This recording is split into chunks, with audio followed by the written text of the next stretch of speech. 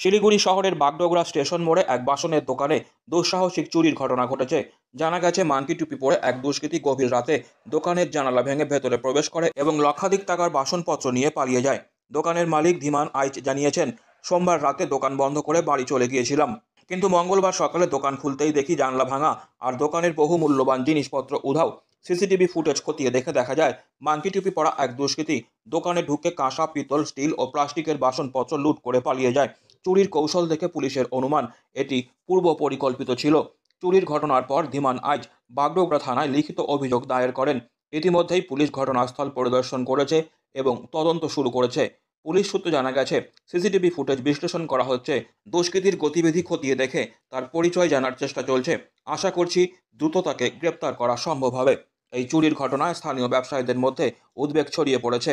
রাতের বেলা নিরাপত্তা ব্যবস্থা জোরদার করার দাবি তুলেছেন তারা। বাগডোগরা বাজার ব্যবসায়ী সমিতির এক সদস্য বলেন, এভাবে যদি দোকানে চুরি হতে থাকে তাহলে ব্যবসায়ীরা আতঙ্কে থাকবেন। প্রশাসনের উচিত দ্রুত চোরকে গ্রেপ্তার করা এবং নিরাপত্তা ব্যবস্থা আরও কড়া করা। পুলিশ ইতিমধ্যেই আশেপাশের এলাকার সিসিটিভি ফুটেজ সংগ্রহ করেছে এবং দুষ্কৃতীর সন্ধানে তল্লাশি শুরু হয়েছে। তোমার হয়েছিল চুরি হয়েছিল আমার দোকানে। কি কি চুরি হলো?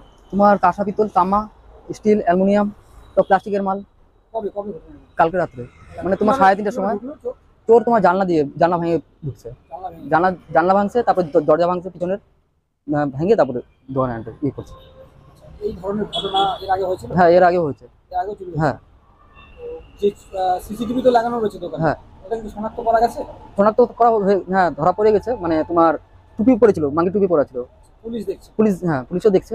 পুলিশ সবাই, আসলো? হ্যাঁ, পুলিশ আসলো। কত টাকার আনুমানিক? তোমার 1 থেকে 1.5 লাখ টাকার মাল চুরি করছে। বাসনপত্র?